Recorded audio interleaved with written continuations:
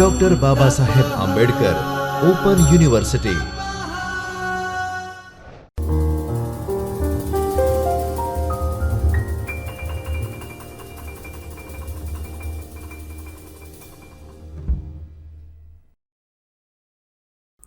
Namaskar. Welcome to Dr. Babasaheb Ambedkar Open University online video session. Today we are going to study Engm-308 third year BA English, and the paper is the study of essay.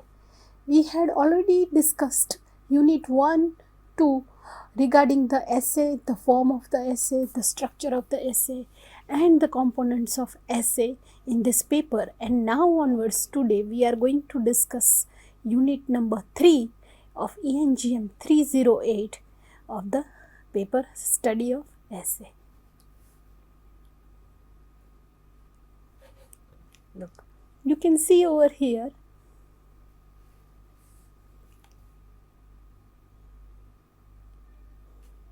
BA English 308 Engm, and unit 3, that is unit 4, that is regarding the history by Thomas Carlyle on history. The title is on history. It is the essay and how it is discussed and what are its characteristics that we are going to discuss right now. I am in front of you Dr. Ushma A. Bhatt from the Department of Humanities and Social Sciences. Here is Thomas Carlyle, the essayist. He is the essayist, the Scottish person, the historian, the philosopher, and of course the man of literature. His main ideas were regarding the essay, the form of essay, and his essay on history that is delivered over here. And philosopher from the Scottish lowlands. Look, here the place is also mentioned, that where he came from. A leading writer of the Victorian era.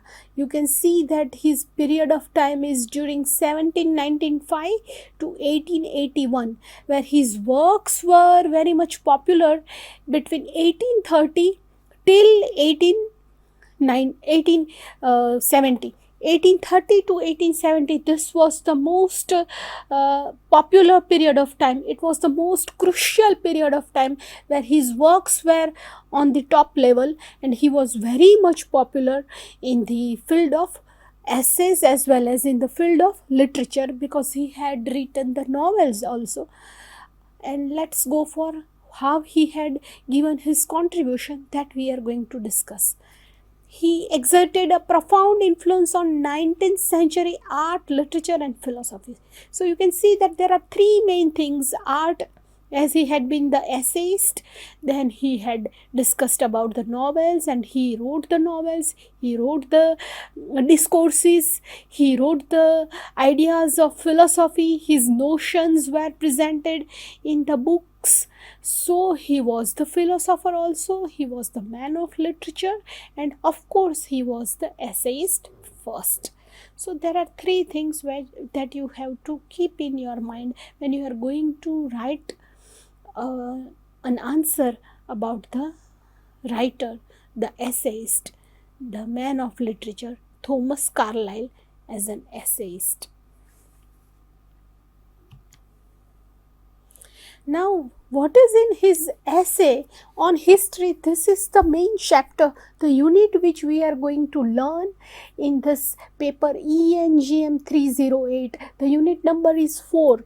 1, 2, 3 units, first, second and third units are discussed. It is about the form of the essay, types of the essay, components of the essay, and actual essay is initiated and started from unit number 4, where you are going to study the original form of the essay and the essay itself, which is written by Thomas Carlyle on history.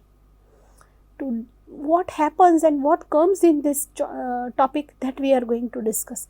To discuss the essay, to acknowledge the background of the age, These are the two things. And then Thomas Carlyle, who was known to be the essayist during 1830 to 1875, the period of time presents the major facet of his writing, and various editions are of his plethora of collections. Look, there were hundreds of collections which were found under the name of Thomas Carlyle, but how they were famous and why they were famous, what were the things, what were the extracts, what were the ideas, and the data, the content which which is going to be useful to the society, to the readers, to the students, to the audience, that we should learn, that you should know. These are originally collected in critical and miscellaneous essays. Look, the name of his work is Critical and Miscellaneous Essays. Many other works are also mentioned over here. You can find the names of these works and you can find the books also. But our focus is on history, his ideas on history. Look, his essays and his works. The most famous work, which I think you know, that is Sartor Resartus. And Carlyle is known for French Revolution. His another work, which is the collection and reissue of his essays as Miscellanies. Then there are certain subsequent works, including On Heroes, Past and Present, Cromwell's Letters, the Later Day Pamphlets, and History of Frederick the Great, where he had mentioned the history of Frederick the Great during 1858 to 65. That period of time of Frederick is presented in his essay. All these were highly regarded throughout Europe and North America. So you can see that he was not only the popular person of London or Edinburgh, because his study was from University of Edinburgh. Still, he had previously he had taken the admission from Annan University in the beginning of his career. Still, you can find that he was popular in North America and whole Europe even. And he found the London Library contributed significantly to the creation of the National Portrait Galleries. Look, how he could do this thing. He was the man of literature and he was writing essays. And you know that he was writing the novels also, Sartor Resartus, French Revolution, Miscellanies. Then why is he was popular in the famous art gallery? Because he was the man of art. He knew art, literature and philosophy, all these three fields, where he was the master blaster of all these three fields, that you have to remember. That's why he had remained very famous and popular during the National Portrait Galleries in London and Scotland. You must be keeping in your mind that he was a Scottish fellow, just like Walter Scott and many others who had remained from Scotland. In the same way, Thomas Carlyle, the man of art, literature and philosophy, was from Scotland and very famous in Scotland Art Gallery also. He was elected Lord Rector of Edinburgh University. Look, I told you now had taken the study from Edinburgh University, and he remained the political leader also, Lord Rector of that Edinburgh University. Very prompting thing. In 1865, and he received the Portsmouth Merit in 1874 among other honors. So he had been honored with particular degree as well. These are his essays and works. So you need to remember that he had remained very famous, and he was a Scottish fellow of the Victorian era. His essays on history, his essays and works, and now these are the two works which are marvelous and highly popular, which you must remember: On Heroes and Hero Worship, and The Heroic in History. During 1840, this work was written by Thomas Carlyle. You can see that picture, it is behind me in that PPT. And the historical essays, the work of Thomas Carlyle, which is very much popular. You must have a small note, a write up of that particular work, his historical essays. Actually, the form of the essay means to try or to attempt. Look, why we are discussing the form of the essay and the name of the essay? Because it is mentioned in the beginning of the chapter of Thomas Carlyle, and there is certain ideologies, there are certain definitions, there are certain quotations which are given in the beginning of the chapter about certain literary people, literature persons, Huxley, Aldous Huxley, Francis Bacon, Samuel Johnson. Of course, all these are the essayists. They were the first category essayists, and afterwards you can put the name of Thomas Carlyle. Previously, I have to tell you over here, when you are going to understand the meaning of the essay means analytic, interpretative, critical, literary composition, usually shorter than a thesis or dissertation, but more longer and descriptive than a composition paragraph. I wish to tell you one important thing. Before you watch Unit 1 or 2 or 3 video lectures of essays, you must keep in your mind that the form of the essay was initiated by the great and famous essayist Montaigne. Montaigne was the main name during the ancient era, Greek and Roman literature, Latin literature, where he had initiated the form of the essay. Afterwards, it became very much popular by Francis Bacon, and you can see Aldous Huxley as well as Samuel Johnson. You may write the name of William Hazlitt, as well as you can mention Charles Lamb. And finally, in the Victorian era, we can write the names of Thomas Carlyle, before that Matthew Arnold, George Bernard Shaw even. These were the essayists of the Victorian literature.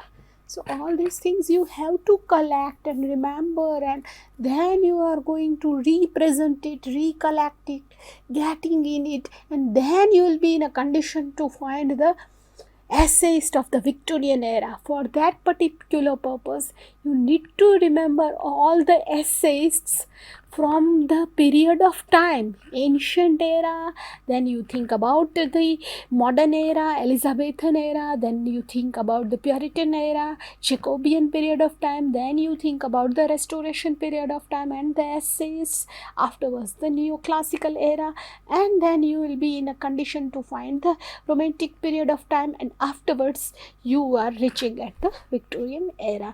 In a short span of period of time, you will be in a condition to remember the essays of the so and so period. Why I am mentioning? Because it is mentioned over here. Aldous Huxley states that the most satisfying essays, look, he has given the definition, make the best not of one, not of two, but the whole three worlds in which it is possible for the essay to exist. So it is talking about first world country, second world, and of course the third world people, the developing countries who are interested in the essays. And he then said, one damned thing after another. So essay is a long descriptive kind of a writing. Sometimes it becomes monotonous even when a person is reading the same kinds of ideas or repetition of the ideas. Still, it would be very much interesting when certain new ideas and new examples are mentioned about the same topic. So Huxley's ideology that we heard already discussed. Now Francis Bacon, who is known to be the most predominant writers of the essay, he has given the definition dispersed meditation. Look, when you are going to do meditation, chanting, or you are going to put concentration on a particular topic, what you are going to do, you naturally think over that particular topic and try to focus on that singular ideology. There is a need of pointed attention, and that pointed attention is mentioned over here, and it is told that it is about the dispersed meditation. You are doing meditation, writing, creating a new work of art, generating certain new ideas, thoughts, and during that generation, during that creation, what you are going to do? There are plenty of, several, multitudes of ideologies at a time in your brain, but you are trying to put them in coherence, and those dispersed thoughts are presented with a proper framework that is known as essay. That's what Francis Bacon wanted to tell us. Now the great person Samuel Johnson, whose name is very much famous, related with the preface to Shakespeare, William Shakespeare, and where he had given the ideologies of the preface to Shakespeare about Shakespeare. What he says about essay, let us see. He says and named essay as loose sully of the mind. Look, again, it's very much annoying when you come to know that the great form of essay, the very intelligent, interpretative, the most analytic, difficult, churning kind of an talented kind of a work is known to be the loose sully of the mind. But of course it is the loose sully of the mind, because mind is not a continuous high demanding thing, one who is always there to exploit the high demanding and high level ideas. It may sometimes give you several ideas, certain lower kinds of ideology, certain higher kind of ideas, certain social ideologies, certain political thoughts, certain thoughts regarding the domestic life, thoughts of the individual person's biography. So all these are contained, and then there occurs the essay. That is why Samuel Johnson wanted to say that it is the loose sully of mind. Whatever is in mind would be reflected in the essay while writing by the essayist. That is what he wishes to say.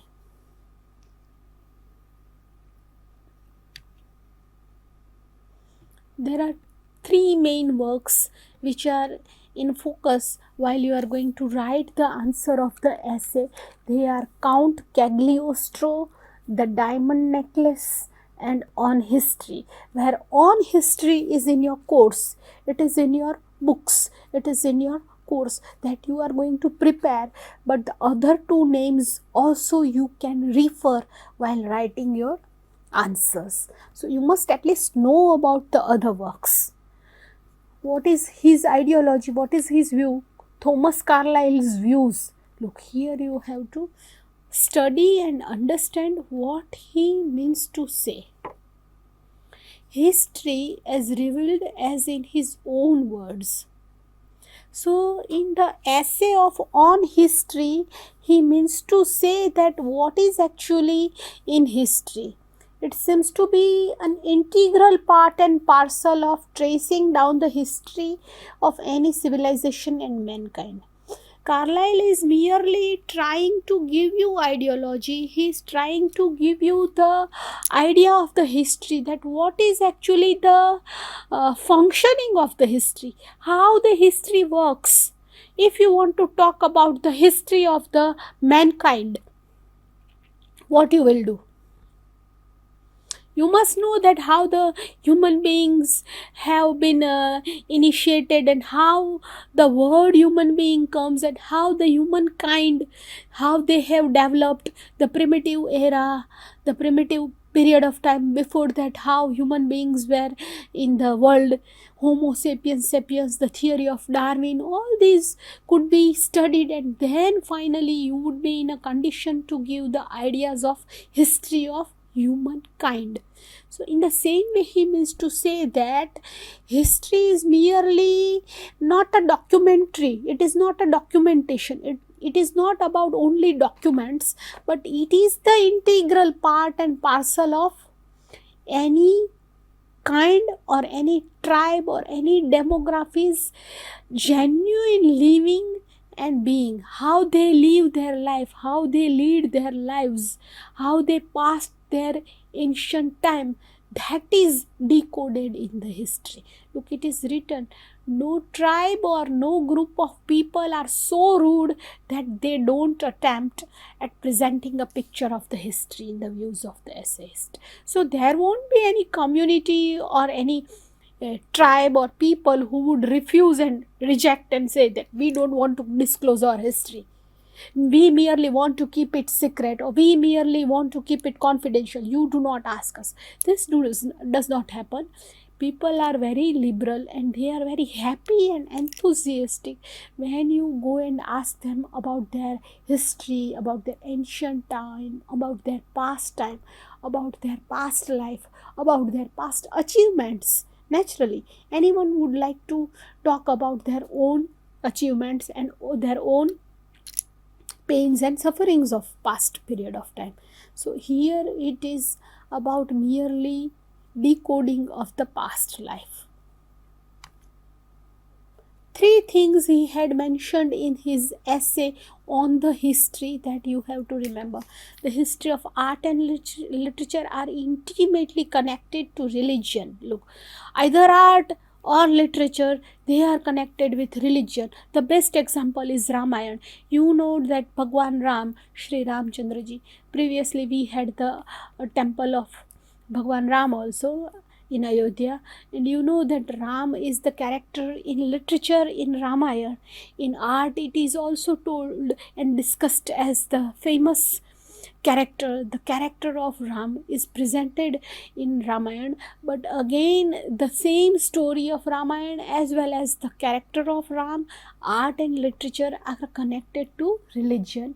It is related with Hindu religion. So it is merely providing us a deep connection of the higher level of inner experience with the general levels of the outer surroundings.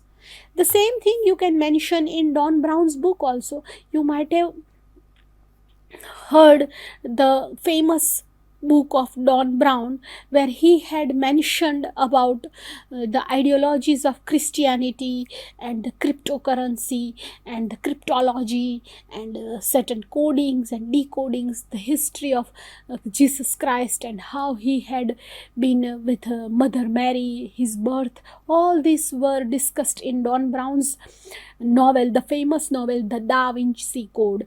And there he had mentioned the religion also, art also, and literature also. That's why I have given you the example of Don Brown's novel, the Da Vinci Code, where he had mentioned inner experiences of human beings and their general levels of the outer surroundings. How he had done that? He had put the character of one professor in that novel, and there he showed that that professor is presenting his inner experiences.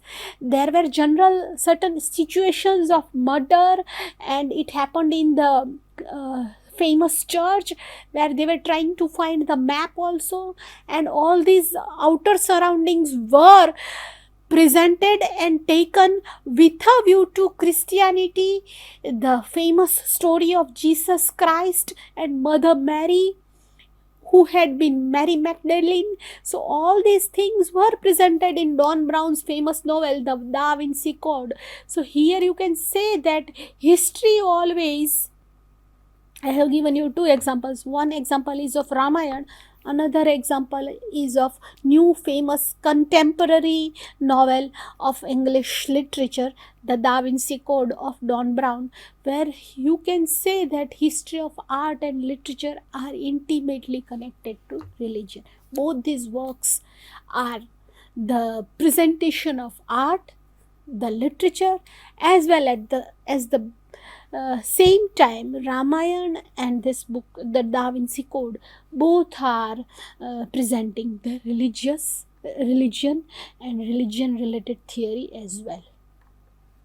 The poet who writes the history would, look, this is another ideology, another idea of Thomas Carlyle from the essay on the history, that you should read silently, very peacefully, and try to go on reading of that essay, and there you will find these ideas. First part talks about the history of art and literature, which is connected with religion. Then second part would be about the poet who writes the history would consider the successful revelation or the inspiration obtained from the nature, the point of origin of that beauty, which can be clearly perspectives of religion. Look, again he had connected the poet's writing and poet's history with the religion. I will give you the best example. When you are going to study, you are the students of third year BA English, so naturally you would be studying the criticism literature. You must have come across T.S. Eliot, and there is the essay, his great essay Tradition and Individual Talent, where he talked about the impersonality of the author. This is the main thing about this particular thing, this particular idea. T.S. Eliot says that poet, when he writes about history successfully, he revealed his inspiration. Same Coleridge, when he talked or wrote about the history, he would be mentioning his perspectives, his primary and secondary images. In the same way, when we talked about William Wordsworth, who is the poet, when he talked about the history, or when he started writing about history, he would write about his inspirations of the nature and the point of origin of their beauty. He would be mentioning that beauty is nature, nature is beauty. Then he would talk about, you know that there is a famous line of William Wordsworth, the music in my heart I bore long after it was heard no more. So he talked about the beauty of the nature, the beauty of the music. All these things were mentioned in his creative writing as a poet, and all these things could be mentioned in this particular idea, where Thomas Carlyle means to say that the poets, when they started writing about their essays, they might be putting their religious inspirations, they might be putting their inner ideas of beauty, as well as the origin of the beauty and their perspectives of the religion. So all these things are very clear. I think if you have studied the poetry frequently, if you are having the technique to understand the poetry, and if you are generally reading the poetry within 1 month, within a week, every now and then, if you come across the English poetry, like you have been reading the Grammarian's Funeral, or if you are reading going into the famous Father Chapman's poem, or if you are reading the poetry of C. Kingsley, or you go for the poetry of Lucy Gray of William Wordsworth, you may be reading the poetry of the Solitary Reaper, there you will find all these kinds of ideologies which are reflected when the poet who writes the history would consider the successful revelations of the inspiration. He would reveal the inspirations of the religion. One has to study poetry also, then they will be understanding Carlyle's idea. No historian would be such who can be clear with everything. Look, you will not find the perfect historian who you could say that he is the 100% historian and he had revealed the genuine history of India, the genuine history of England, the history of Gujarat, or the history of British Raj, with perfect examples. Not a single point of time or not a single event is missed. This would not happen. Not a single historian is thoroughly full. You can find 10% minus points or 50% plus points. It happens actually. No historian would be such who can be clear with everything. But the ideal always motivates oneself to reach towards the pinnacle of excellence. So actually the historian, when he starts writing about the history, he merely does the data collection and then he creates the history, or then he starts writing on the history or historical ideology. So one can't say that the history represented in the essay or in the historical books is 100% true. No one can argue like that. It is just same as there isn't anyone perfect in the world. All have certain shortcomings, all have certain good talents and abilities, and all are basically perpetually developing. That is what is said. Carlyle means to say that a talent for history may be said to be born with us. Look, if you are trying to write the history as our chief inheritance, in a certain sense, all men are historians.